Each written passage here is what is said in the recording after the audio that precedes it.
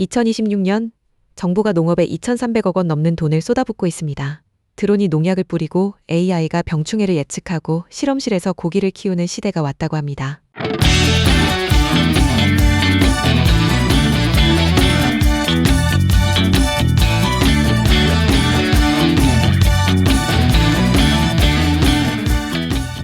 그런데 정작 논에서 벼를 키우는 농민들은 이 얘기를 들을 때 어떤 표정을 지을까요? 반갑기도 하고 한편으론 불안하기도 한 그 복잡한 감정. 오늘 밥상의 말단에서는 그 감정의 정체를 짚어보려고 합니다. 바이오 기술이 농업을 바꾼다고 하는데 과연 무엇을, 어떻게, 얼마나 바꾸는 건지, 그리고 그 변화의 끝에서 농민은 어디에 서 있는지, 오늘 이 질문을 끝까지 붙들고 가겠습니다. 먼저 지금 어떤 일이 벌어지고 있는지부터 정리해 드리겠습니다. 2026년 농림축산식품부가 AX, 그러니까 농업 AI 대전환과 그린바이오 분야에 투입하는 R&D 예산이 총 2,348억 원입니다. 지난해보다 거의 17% 늘어난 규모예요. 여기에 농촌진흥청 예산까지 합치면 이야기가 더 커집니다. 농진청 2026년 총 예산이 1조 1,325억 원인데 이 중 스마트 농업과 그린바이오에만 1,595억 원, 미래신산업 육성에 2,133억 원이 배정됐습니다. 숫자만 들으면 감이 잘 안 오실 텐데요. 쉽게 말하면 정부가 앞으로 농업은 기술로 먹고 살아야 한다고 판단하고 그 방향에 국가 예산을 본격적으로 집중하기 시작했다는 겁니다. 이게 단순한 보조금 얘기가 아니에요. 농업의 판 자체를 바꾸겠다는 선언에 가깝습니다. 그런데 이 돈이 구체적으로 어디에 쓰이는지 들여다보면 좀 더 실감이 납니다. 신규 과제 456억 원 중에 스마트 농업 로봇과 드론에 510억 원, 미래식품 소재 개발에 389억 원, 그린바이오 소재에 335억 원이 들어갑니다. 드론 방제 기술이 얼마나 발전했냐면요. 2023년만 해도 드론 방제로 줄일 수 있는 노동력이 절반 정도였는데 2026년 현재는 87%까지 절감이 가능해졌습니다. 농민 10명이 할 일을 1명 남짓이 할 수 있다는 얘기예요.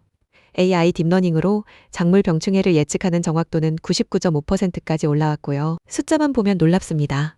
근데 여기서 잠깐 중요한 질문을 하나 해야 합니다. 이 기술이 농민의 삶을 편하게 만드는 건지 아니면 농민이 없어도 되는 농업을 만드는 건지, 이 두 가지는 전혀 다른 이야기거든요. 이 기술 전환이 왜 지금 이렇게 빠르게 진행되고 있는지 배경을 좀 짚어볼게요. 크게 두 가지 이유가 있습니다. 첫째는 기후위기입니다. 농업 분야 탄소 배출이 매년 5%씩 늘고 있어요.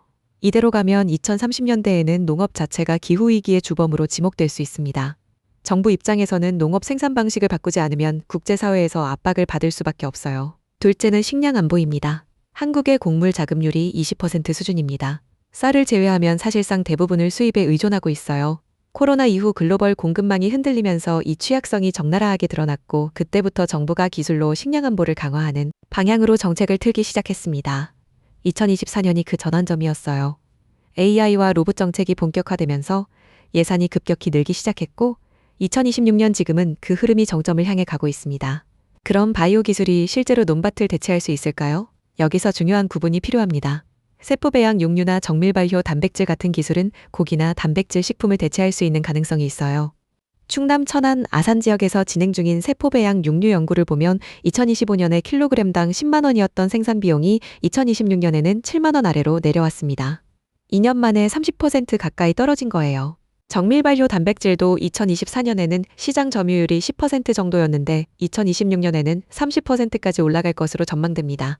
단백질 시장에서는 이미 변화가 시작됐다고 봐야 해요. 혹시 이거 아셨어요? 우리가 마트에서 사는 단백질 식품 중에 이미 일부는 전통적인 방식으로 키운 게 아닐 수 있습니다. 그 비율이 빠르게 늘고 있고요. 그런데 쌀은 다릅니다. 밀도 다릅니다. 곡물을 바이오 기술로 대체하는 건 단백질보다 훨씬 어렵습니다.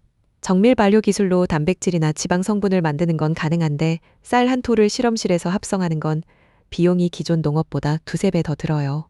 상업적으로 말이 안 되는 거죠. 수직 농장이 토지 사용 효율을 100배 높일 수 있다고 하지만 이것도 상추나 허브 같은 고부가 가치 채소 예기지 벼나 밀을 수직 농장에서 키우는 건 현재 기술로도 경제성으로도 불가능에 가깝습니다. 쌀 농사 하시는 분들 이 부분은 일단 안심하셔도 됩니다. 논이 당장 사라지는 일은 없어요. 오히려 논은 다른 이유로 더 중요해질 수 있는데 이건 조금 뒤에 말씀드리겠습니다. 다른 나라들은 어떻게 하고 있는지 잠깐 비교해 볼게요. 이게 우리 상황을 이해하는 데 꽤 도움이 됩니다.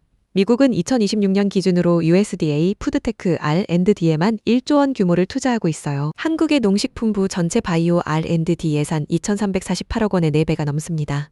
수직 농장도 500개소 이상 운영 중이고요. 일본은 정밀 발효 단백질 상용화에서 앞서가고 있는데 야쿠르트 같은 기업들이 이미 시장에 제품을 내놓고 있습니다. 일본의 곡물 자급률이 38%인데 한국은 20%예요. 일본도 낮다고 걱정하는 수준인데 우리는 그보다 훨씬 낮은 거죠. 중국은 AI 스마트 농장을 1만 헥타 이상 운영하면서 규모의 경제로 생산 비용을 40%까지 낮추고 있습니다. 투자 규모가 10조 원으로 한국의 40배가 넘어요. 근데 중국 농가 평균 소득이 한국보다 낮다는 점을 생각하면 규모가 크다고 무조건 좋은 건 아닙니다. 이유는 그린딜 정책으로 탄소 중립 농업을 강하게 밀고 있는데 에너지 집약적인 바이오 기술에는 오히려 규제를 강화하는 방향으로 가고 있어요. 한국은 지금 상용화 속도를 우선시하는 방향인데 이 유의 접근법과는 다릅니다. 어느 쪽이 옳다고 단정하기는 어렵지만 우리가 속도를 중시하다가 놓치는 게 있을 수 있다는 건 기억해 둘 필요가 있어요. 이제 지역별로 실제로 어떤 일이 벌어지고 있는지 살펴볼게요. 이게 중요합니다. 정책은 서울에서 발표되지만 그 결과는 논밭에서 나타나니까요. 전남은 논 면적이 전국에서 가장 넓습니다. 20만 헥타. 전국 생산량의 25%를 차지하는 쌀 주산지예요. 여기서 수직농장 전환 시범 사업을 하면서 물 사용량을 30% 줄이는 효과를 냈습니다. 2026년에 AX 지원 예산 200억 원이 배정됐고요. 그런데 전남의 논이 단순히 쌀을 생산하는 공간이 아니라 탄소를 연간 1,000만 톤 흡수하는 생태계 서비스 공간이라는 점이 주목받고 있어요. 이게 무슨 말이냐면 논을 없애고 수직 농장을 짓는 게 꼭 좋은 선택이 아닐 수 있다는 겁니다. 전북 익산에서는 드론 방제 적용률이 40%에 달하면서 노동력이 80% 줄었고 그린바이오 파일럿에 100억 원이 투자됐습니다. 농가 소득도 4,800만 원 수준으로 올라가는 추세예요. 경북은 스마트 농업 도입률이 20%로 높은 편인데 문제는 농가 평균 경지 면적이 1.5 헥타로 너무 작다는 거예요. AI 로봇 장비를 도입하기에는 규모가 안 맞는 거죠. 기술은 있는데 쓸 수가 없는 상황입니다. 근데 여기서 반전이 있어요. 바이오 기술이 농민을 도와준다고 하는데 실제로 바이오 전환을 적용하고 있는 농가는 전체의 5%도 안 됩니다. 정부는 스마트 농업 도입으로 농가 소득이 올해 10% 오를 거라고 전망하지만 그 혜택이 실제로 누구에게 돌아가는지가 중요해요. 소규모 농가들 평균 1.5 헥타 논밭을 가진 분들은 이 기술의 진입 장벽 자체가 너무 높습니다. 드론 한 대 사는데 수백만 원, AI 시스템 구축하는데 수천만 원이 들어요. 정부 보조금이 있다고 해도 자부담이 남고 그 자부담을 감당할 여력이 없는 농가가 훨씬 많습니다. 기술이 발전할수록 기술을 쓸 수 있는 농가와 쓸 수 없는 농가 사이의 격차가 벌어질 수 있어요. 이게 지금 가장 조용하게 하지만 가장 깊이 진행되고 있는 문제입니다. 바이오 기술의 또 다른 현실적 한계도 짚어야 합니다. 수직 농장이나 세포 배양 기술은 에너지를 엄청나게 씁니다.